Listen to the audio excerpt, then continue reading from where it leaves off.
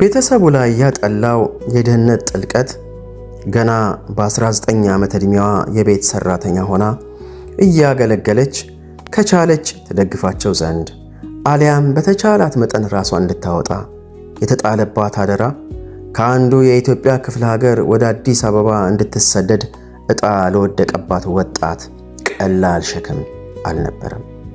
ከእርሷ በታች ያሉ ልጆች፣ ብቻዋን የቀረች እናቷ፣ አምባውና ቀዬው ሁሉ የዘወትር የናፍቆቷ ምንጭ ነበሩ። ታዲያስ ሳይቆርሱ አይኖር፣ ከመቀመጥ ምን ይገኛል? ወደ ተሻለው ልክተን ብላ ወፈ ሰማዩ ወደሚርመሰመስባት አዱ ገነት አዲስ አበባ በተራዋ መሰስ ካለች ጥቂት ዓመታት ተቆጥሮ ነበር። ከአንዱ ቤት ወደ ሌላኛው ስትል ተቆየች። በኋላ እኔና ቤተሰቤ ለአንድ 10 ቀናት ያህል በእንግድነት ካረፍንበት አሰሪዎቿ ዘንድ ተገናኘን። እኛ በእንግድነት፣ እርሷ ደግሞ የዘደሞዟ ምንጭ በሆነው የልጅ ሞግዚትነት ተቀጥራ ስትሰራ ሕይወት ሳናስበው በአንድ ሰረገላ ላይ አሳፈረችን። ሕይወት ልበለው እንጂ ደጉ ጌታ በጊዜው የነበረውን ዕቅድ በቀጣይ ጊዜዎች ለማየት እድልን አገኘን።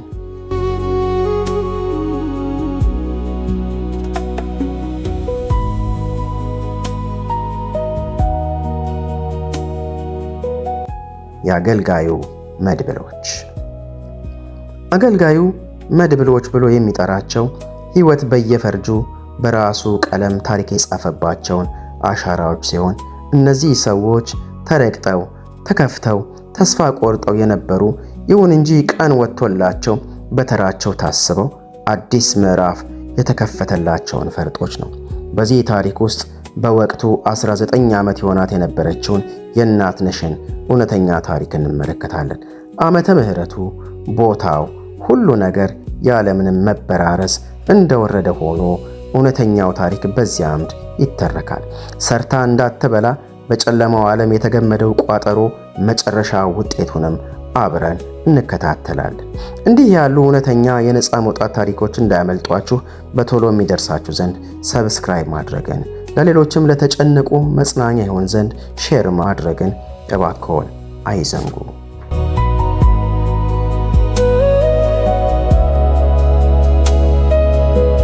የታሪኩ ጅማሬ 2015 ዓ.ም ቀዝቀዝ ካለው የስቶክሆልም አየር ወጥተን በሰማዩ ፈረስ ተሳፍረን ከአርላንዳ የአውሮፕላን ማረፊያ ወደ አዲስ አበባ ባቀናንበት በዚያ ወቅት ውስጥ ነበር።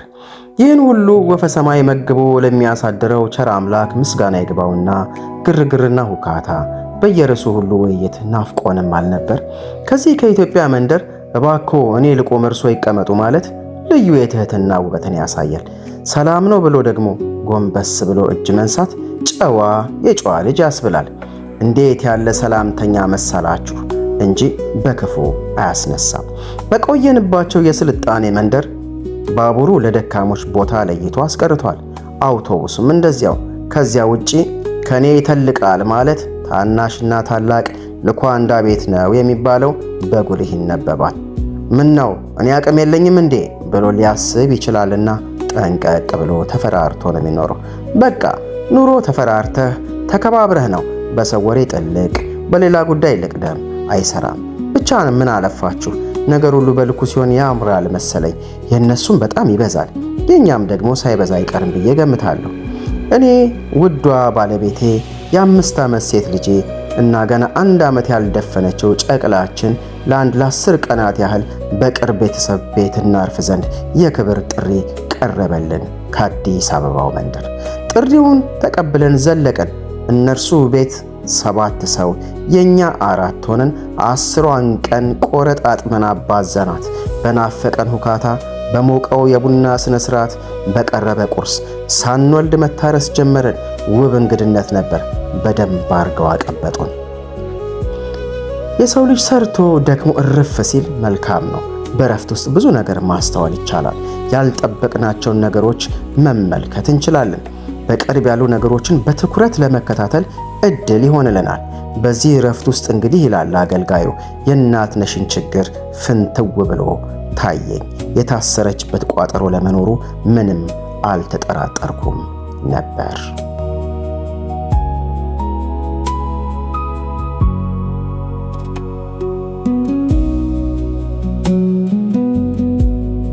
በእንግድነት የቆየንበት ቤት ግራውንድ ፕላስ 2 ሰፊ ለቀቅ ያለ ሁላችንም ተደምረን ያነስንበት ዘመናዊ ህንፃ።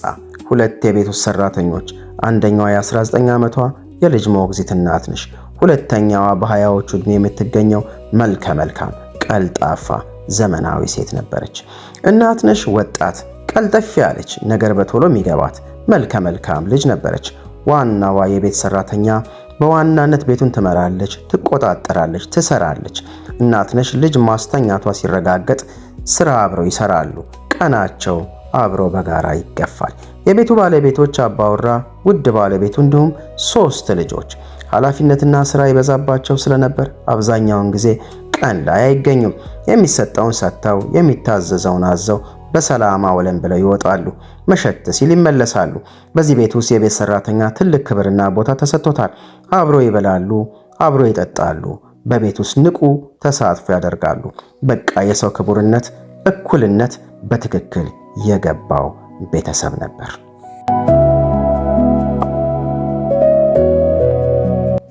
ለየት ያሉ ክስተቶች በእንግድነት በቆየንባቸው ጥቂት ቀናት ውስጥ አብሮ መብላት፣ መጠጣት፣ መጫወት የሁላችንም ንቁ ተሳትፎ የነበረበት ድንቅ ወቅት ነበር። የቤት ሰራተኞቹ በሚችሉት አቅም ሁሉ በትጋት አስተናግደውን ነበር። ጧ ጓ ግው ካካካካ ኮሽ ምናምን የሚሉ ከወዳደቀ ዕቃ የሚሰሙ ድምጾች ትኩረቴን ስበውት ነበር ይላል አገልጋዩ። እናትነሽ ልጅ አስተኝታ ወይም ለአንዳችን አሳቅፋ የቤት ውስጥ ስራ ጀመረች ማለት በቃ አለቀ። የሚደፋ የሚወድቅ የሚሰባበር ነገር አይጠፋም። የቤቱ ባለቤቶች ምንም ነገር ቢሰባበር ጨርሶውኑ ሰው ማስከፋት አያውቁም። ደጓና ቀን የሆነችው የቤቱ ባለቤት እንኳን ዕቃ ሌላ ነገር እንክትክት ቢል ሰው ቀና ብላ ደፍራ አታውቅም። የተዋጣላት አመለሸጋ ነች። የቤቱ አባወራም ለሰው አዛኝ፣ ሩህሩህ፣ ለቤት ሰራተኛ ትልቅ ክብር ያለው ሰው ነው። እያዩ እንዳላዩ እየሰሙ እንዳልሰሙ ማለፍ የተቸራቸው ሰፊ ልብና ትከሻ ምስክር ነበር። እውነት ለመናገር ቀለል ያለ ዕቃ ብቻ ሳይሆን ውድና የከበሩ ዕቃዎች ከመዳፏ እያፈተለኩ ይንከተከታሉ። የቤት ወጪና አስቤዛ ለገበታ ሳይበቁ ለመሬት ሲሳይ ይውላሉ። ይህ ለቁጥር የታከተ ዕቃ መስበር ከልጅቱ ዕድሜ ይሁን ከስልጣኔዋ ጋር ምንም የሚገናኝ አልነበረም። እኔ አንድ ነገር ገባኝ ይላል አገልጋዩ። ይህቺ ምስኪን ከሀገሯ ያልፍልኛል ብላ የመጣች ልጅ ሰርታ እንዳትበላ ከሰው ሊለያያት ብቁ እንዳልሆነች ሊያሳብቅባት ወደ ቀየዋ እንድትመለስ የፈለገ አንዳች ገርጋሪ ግብር የለመደ የጨለማ ተጽዕኖ ሸብቦ አላንቀሳቀስ እንዳላት ተረዳሁኝ። እርሷ ሳትሆን በእሷ ላይ የተጠለለ ገሃነማዊ ዜግነት ያለው አካሏን ቤቱ አድርጎ እንደከተመ ተመለከትኩ። እናትነሽ ግብር በለመደ መንፈስ ጠለላ ስር እንዳለች የሚያሳዩ ሌላ ግልጥ ያለ ምልክቶችም ደግሞ ነበሩ። ከነዚህ ውስጥ ዘወትር ጠዋት ካፍንጫዋ ልክ እንደ ነስር ደም መፍሰስ ይጀምራል። ተለማምደዋለች። ንኬል፣ ፕላስቲክ ሰሃን ምናምን ትደቅናለች። እንዴት የሁሉ ደም ፈሶት የሰው ልጅ በእግሩ ቆሞ ይሄዳል አላውቅም። ይህ የዘወትር የቀን ተቀን ግብር ነበር። ቀን አይዘለልም፣ አይቋረጥም። መንፈሱ ደህና አደርሽ ብሎ የሚያናግራት ደሟን ከቀመሰ መስዋዕቱን ካሸተተ በኋላ ነው። በቃ ይህ የሱ መገለጫ የሌብነቱ መታወቂያ ነበር። አንድ ቀን ደግሞ ሰው ለመጠየቅ እሄዳለሁ አለችኝ። ልብሷን ለባብሳ ደመቅመቅ ብላለች። ሳቅና ሐዘን የተደባለቀበት ፊቷን እየተመለከትኩ ኦ ደስ ይላል፣ ዛሬ የጉብኝት የረፍት ቀንሽ ነው አልኳት። አንገቷን ስብር አደረገች። እጇን እያፍተለተለች አባቷን ለማየት እንደናፈቀች ነገረችኝ። ኦ አባትሽ እዚህ ከተማ አሉ? ጥያቄ ቀጠለ። አዎ አለ። የት ማለት የት አካባቢ? የትስ ይኖራሉ? አንቺስ ለምን ተለየሽ? ወይስ ለምን አብራችሁ አይደላችሁም? አባቴ ከክፍለ ሀገር ለልመና ወደ አዲስ አበባ ከገባ ጥቂት ጊዜያት ሆኖታል። እግሩ ሰውነቱ በቁስል ስለተመታ ጎላ ሚካኤል በር ላይ ይለምናል። ለምኖ ከሚያገኘው ገንዘብ ለቤተሰብ ይልካል። በቃ የኛ ኑሮ ይህንን ይመስላል። እርሱ ሌላ ምንም ለማድረግ አሁን አቅሙን አጥቷል። መልሷ ነበር። ለእናትና ለልጅ ለአባት አጋንንታዊ ስጦታ የቤተሰቡ ወሮታ ይህ ነበር። ለአባቷ ያላት ጥልቅ ፍቅርና የናፍቆት በእውነት ስፍስፍ ያደርጋል። ውስጥ የተላወሰ ሐዘን ሁለንተናዬን ወረረው። ከአባቷ ጋር ምሳ በልታ ሻይ ጠጥታ ቡና ተፈልቶ ምናምን የሚባል ነገር የለም። በቃ ደጅ ውሎ የሚያድረውን አባቷን፣ ሐሩርና ቁር የሚበላውን ውዷን እንዴት ውሎ አደርክ ለማለት ቋሚ ወደ ሆነው የቀጠሮ ቦታ ጎላ ሚካኤል ደጅ ላይ አባትም የልጁን ዓይን ለማየት እንዲያ ተነፋፍቀው ይገናኙ ነበር። እንዲህና እንዲያ ስንል ሰንብተን 10ዋ ቀን ተጠናቃ በሌላ ቀን እንደምንመለስ ታስቦ እኔና ቤተሰቤ በቋሚነት ወዳረፍንበት የእናቴ ቤት አቀናንላችሁ። ጨዋታም ፈረሰ፣ ዳቦም ተቆረሰ።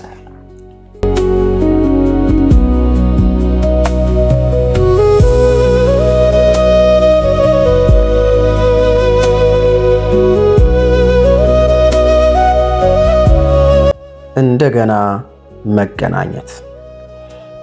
ባለፈው 10 ቀን የቆየንባቸው ቤተሰቦች ረዘም ላለ ጊዜ ወደ ታላቂቱ አሜሪካ ሊጓዙ ነገሮች ተፈጣጠኑ። የመበታተኛ ጊዜያችን እውንነቱ ጫፍ ላይ ሲደርስ ተሰብስበው እናቴ ቤት ከተሙ። የ3 ቤተሰብ ድምር ውጤት ሆንን። ቤቷን ቁና አደረግናት። እናትነሽም እነርሱ እስከሚሸኙበት ቀን ድረስ አብራ ለመስራት ወሮታዋን ተቀብላ ከእናቴ ቤት እኔ ያለሁበት ድረስ መጣች ይላል አገልጋዩ የእንደገና መገናኘታቸውን ትዝታ ሲያስታውስ። ከእናትነሽ ጋር ትሰራ የነበረችው ሰራተኛ በጌታ ሰላም ወደ ሌላ ቤት ተሸጋግራ ነበር። ቤተሰቡ አብሮ ሲቀላቀል ሲሰባሰብ ተከትሎ የመጣው የገሃነሙ መልእክተኛ ቢሮውን እናትነሽ ውስጥ አድርጎ ተከትሎ መጣ። ያ የተለመደው የማንከሻከሽ ሙዚቃው ቀጠለ። ዕቃዎች ይሰባበራሉ፣ አስፔዛው ይደፋል። በቃ እርምጃዋን እየጠበቀ የጭንገፋ ስራውን በገሃድ ያጧጥፈው ጀመር። አሁን መሰናበቻ ቀን ደርሷል አልኩኝ በልቤ። ይህማ የተጠራሁለት ስራዬ አይደል? ደህና ያለህበትን ማሽተትና ማደሪያን ማፍረስ የበቀል ቅባት፣ ይህማ ዋናው ተግባሬ ጥሪ አይደል? ክብር ለኢየሱስ ይሁን ይላል አገልጋዩ።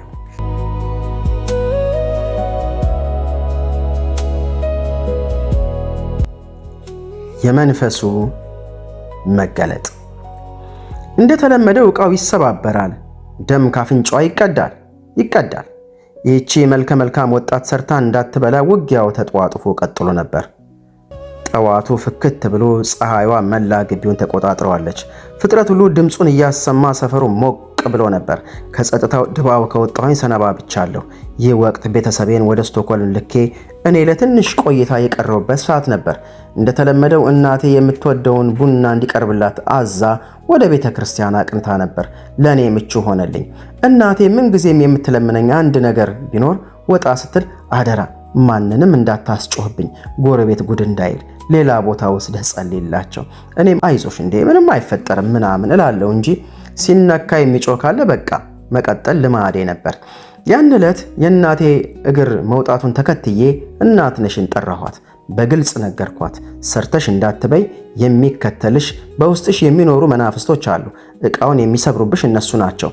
ጌታን ኢየሱስ ክርስቶስን ይህን የእውነት የሕይወት የፍቅር ጌታ ተቀበየው፣ ልጸልይልሽና ነፃ ውጭ ብዬ ግብዣውን አቀረብኩላት። በመጀመሪያ ቤተሰቤ ምን ይለኛል ዘመዶቼ ምናምን እያለች በፍርሃት ስትብከነከን ከቆየች በኋላ ቀጥሎ ግን ይሁን የፈለገው ይሁን ጸልይልኝ፣ እውነት ከሆነ ልገላገላለች። እኔ የምለውን አብረሽኝ በማለት ጌታ ኢየሱስን ወደ ሕይወትሽ ጋብዥው አልኳት። እሺ በማለት ራሷን ነቀነቀች። እንደዚህ በይ አልኩ። ጌታ ኢየሱስ ክርስቶስ አንተ ለኔ ኃጢአት እንደተሰቀልክ፣ እንደሞትክ፣ እንደተቀበርክ፣ እንደተነሳህ በሕያዋንና በሙታን ላይ ልትፈርድ እንደገና እንደምትመለስ አምናለሁ። ቃሉ እንደሚል አንተ መንገድ፣ አንተ ሕይወት፣ አንተ እውነት መሆንህን በአንተም በቀር ማንም ወደ አብ ሊመጣ እንደማይችል አምናለሁ። ብቸኛው የደህንነት መንገድ አንተ ነህ። እኔ በግብርም ይሁን በውርስ ኃጢአተኛ መሆኔን አምናለሁ። በደምህ እጠበኝ፣ ንጹሕ እሆናለሁ። በማወቅም ይሁን ባለማወቅ ያመለኳቸውን ርኩሳን መናፍስት ሰይጣንና አገልጋዮቹን ክጃለሁ። ልጅህ አድርገኝ፣ ተቀበለኝ። አሜን። ሰይጣንና ርኩሳን መናፍስቱ ስልጣናቸውን የሚያጡበት ድንቅ ጸሎት ጸለየች። አልፈልግህም፣ ክጄሃለሁ፣ የኢየሱስ ሆኛለሁ የሚሉት ቃሎች በመንፈስ ዓለምና በውጊያ ላይ አስፈላጊ ምሰሶዎች ናቸው። ከዚያ በመቀጠል ጸሎቴን ቀጠልኩ ይላል አገልጋዩ። እኔ ለማዘዝ መብት ተሰጥቶኛል።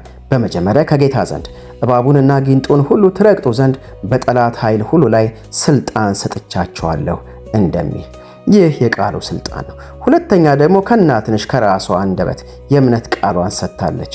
ኅብረቷ ከጌታ ከኢየሱስ ክርስቶስ ጋር እንደሆነ፣ ይህም የአብ ፈቃድ እንደሆነ፣ ቀጥሎ በመንፈስ ቅዱስ ጣት የጨለማው መንግሥት የመፈራረሱ ስልት ቀጠለ። በስልጣን ተናገርኩ። አትፈልግህም፣ ክድሃለች፣ ልቀቅና ውጣ። በጌታ በኢየሱስ ስም ስልጣን አዝሃለሁ። ከዚህ በኋላ ምንም አይነት የመቆየት ግራውንድ የለህም። ምንም ያህል አልቆየም፣ መሬት ላይ ጣላት። አንደበቷን ተዋሰ። እኔ የቤቱ ነኝ፣ ይገበርልኛል፣ ይሰዋልኛል፣ የኖርኩኝ ነኝ፣ በርስቴ በቤት የመጣ ወዘተ። መሬት ላይ ማወራጨት ማውራቱን ቀጠለ። በዚያ ሰዓት እርሷ ምንም አታውቅም ነበር። ከመንፈሱ ጋር ፊት ለፊት በመንፈስ ቅዱስ ጣት ምክንያት ተገናኘን። እየጮኸ ላይመለስ ተሰነባበተ። እናቴም ስትመለስ ሌላው መንፈስ የመሸኘቱ ዜና ከሌሎች ሰራተኞች ተነገራት። በቃ እንደተለመደው ጌታ ለብላቴናዋ ያደረገው የምሕረት ዜና እንደገና በቤተሰቡ ዘንድ ናኘ።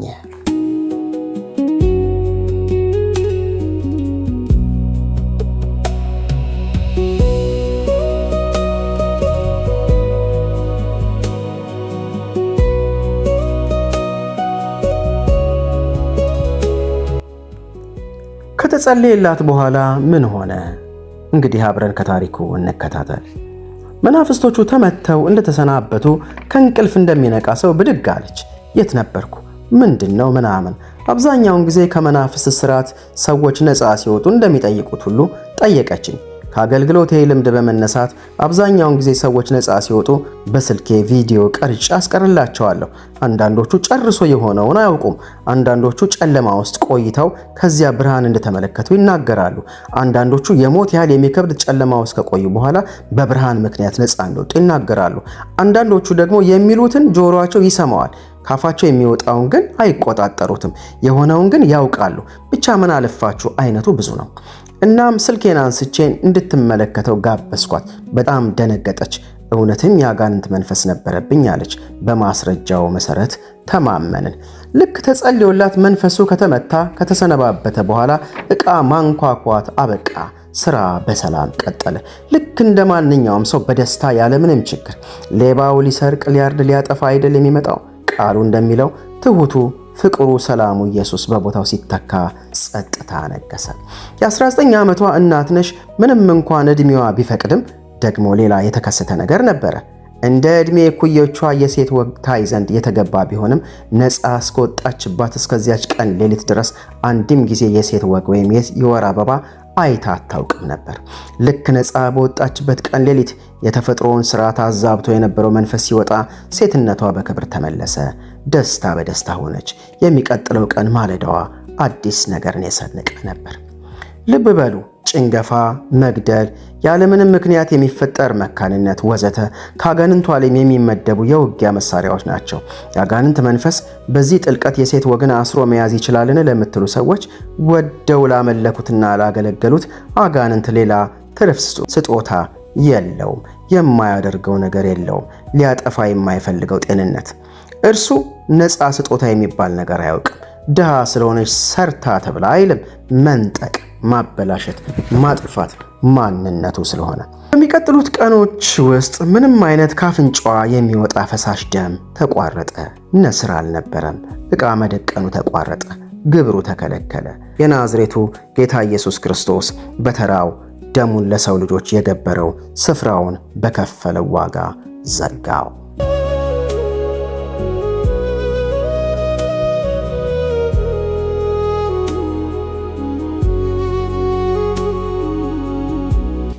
የተገለጠላት የምሪት ድምፅ። በዚያን ሰሞን አንድ ቀን ሌሊት ላይ እኔ በተኛሁበት ክፍል መስኮት በኩል ይንኮሻኮሽ የነበር ድምፅ ሰምቼ ነቃው ይላል አገልጋዩ። መጋረጃውን ከፍቼ ወደ ውጭ ተመለከትኩ። ይሁን እንጂ ምንም ነገር አላየሁም። ተመልሼ ተኛሁ። ጠዋቱን ረፋዱ ላይ እናትነሽ እፈልግሃለሁ አለችኝ። አቤት፣ ምን ልታዘዝ አልኳት። ሌሊት በመስኮት በኩል በውጭ መጥቼ ነበር አለች። ለምን?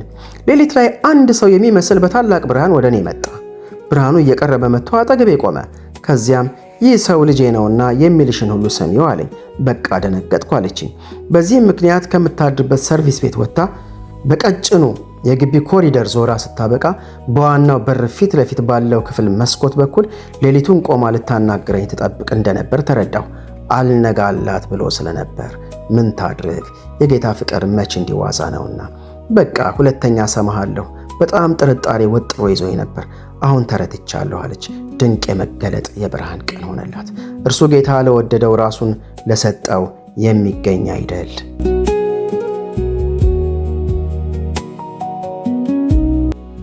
ይቅርታ ስለመጠየቅ። አሁን አዲስ ሆኛለሁ። ያጠፋሁትን ሁሉ ይቅርታ መጠየቅ እፈልጋለሁ። ምን ትመክረኛለህ? አለች እናትነሽ ምን እንዳሳሰባት ለማወቅ አገልጋዩ በጉጉት እየጠበቀ ሳለ። ባለፉት ጊዜያቶች በአሰሪዎቼ ቤት በቆየሁባቸው ወራት እናደርገው ስለነበረው ክፋት አሰሪዎችን ይቅርታ መጠየቅ እፈልጋለሁ አለች። ነገሩ እንዲህ ነበር። አሁን ሌላ ቤት የገባችው ዋናዋ የቤት ሰራተኛ አሰሪዋን ተከጅለው ስለነበር እናትነሽን ተባባሪ በማድረግ የጥፋት ሴራ ተወጥኖ ነበር። እናትነሽ ሱቅ ትላካለች መከላከያ እንድትገዛ፣ በተለምዶ ኮንዶም ማለት ነው። እናም በባልና በሚስቱ መሃል ጥርጣሬ እንዲፈጠር የሚተኙበት አልጋቸው ፍራሽ ውስጥ እንዲቀመጥ ይደረግ ነበር። ልብ በሉ፣ ሁሉ የቤት ሰራተኛ እንዲህ አይደለምና ካጉል ጥርጣሬ መራቅ ያስፈልጋል። ይሁን እንጂ በዚህ ቤት ውስጥ ግን እንዲህ ይደረግ እንደነበር ተረዳሁኝ። እናትነሽም የሴራው ተባባሪ በመሆን ገዝቶ በማምጣት ፍራሽ ውስጥ በማስቀመጥ የበኩሌን አበርክቻለሁ አለችኝ። አይዞሽ፣ አሁን ሁሉ አልፏል፣ አዲስ ፍጥረት ሆነሻል፣ አታስቢው አልኳት። ቀጠለች።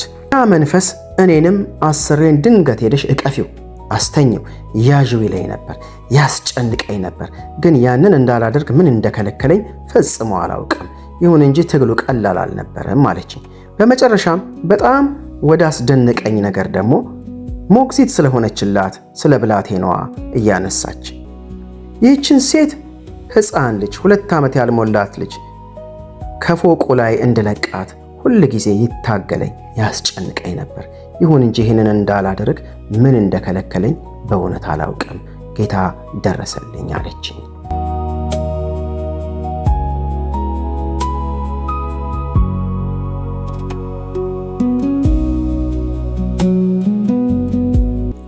ምን ማድረግ ያስፈልጋል? እነኚህ የቅርብ ዘመድ የሆኑት ቤተሰቦቼ ቤታቸው በክርስቶስ ደም ባይታተም ባይጠበቅ ልጃቸውን ባጡ፣ ትዳራቸውን በጥርጣሬ በተናደ ነበር። ስንቱ ወንድ ስንቷ ሴት ትሆን በጨለማው በተላከባቸው ጥቃት ባጉል ጥርጣሬ በጭቅጭቅ ቤታቸው የሚታመስ የሚመታ። በተለይ የሚጸልዩ ካልሆኑ ጨለማው ለመስራት ይመቸዋል። ትዳራቸውን ይበትናል፣ ቤታቸውን ይመታል፣ ልጆቻቸውን ይከፋፍላል፣ ጦርነት በቤት ውስጥ ይሰለጥናል። በዚህ ጥድፊያና ሁካታ በበዛበት ዓለም ውስጥ በቤታችን ውስጥ ምን እየተካሄደ እንደሆነ እንዳናውቅ ጠላት ይፈልጋል። ሩጫ ሲበዛ፣ ጉልበት መንበርከክ ሲያቆም ጥቃት ይነጣጠራል። ረፍት፣ መመለስ፣ ለቃልና ለጸሎት ጊዜም መቁረስ፣ ልጆቻችንን መባረክ፣ በደሙ መሸፈን እጅግ አስፈላጊ ነገር መሆኑን አይዘንጉ ይላል አገልጋዩ ምክሩን ሲለግስ። የአገልጋዩ መልእክት። በዚህኛው የነፃ ማውጣት አገልግሎቴ ላይ ጌታ የተለየ መገለጥ አልሰጠኝም ነበር። እንዳይና እንዳስተውል ግን አይኖቼን ከፈታቸው። ጌታ በፈቀደው መንገድ ሁሉ ይጠቀማልና የጨለማውን ኮቴ ተከትለው የሚመጡ የእርግማን አይነቶችን በማየት ብቻ ለመንፈሳዊ ውጊያ ተዘጋጅቼ ነበር። ጌታም ድልን ሰጠኝ። የጌታ መንፈስ ባለበት ሁሉ ሰላም እንዳለ ሁሉ አጋንንት፣ የተለየ አምልኮ፣ በዘር የሚመጣ መርገም፣ ሳናውቅ የተገባኑ ዘመናዊ የሚመስሉ አምልኮች ወዘተ ባሉበት ሁሉ ሰላም የለም፣ ረፍት ይጠፋል። ጭንገፋ፣ በሽታ፣ በቁስል መመታት፣ እብደት፣ አርፎ አለመቀመጥ፣ የዘሩት መበተን፣ የሰበሰቡት መጥፋት፣ ባዶ መቅረት፣ ራስ የነበረው ሰው ጅራት ተከታይ መሆን፣ በሕክምና በማይድን በሽታ መመታት፣ መጣላት፣ ከሰው አለመግባባት ወዘተ የዱካዎቹ ጥቂት ምልክቶች ሆነው ይገለጣሉ። በዚህ መልክ እንግዲህ እናትነሽን ጌታ ነፃ ወጣት። እኔም ሩጫዬንና ስራዬን የጊዜውን አጠናቅቄ ወደ መኖሪያዬ ወደ ስቶክሆልም በሰላም ተመለስኩኝ ይላል አገልጋዩ።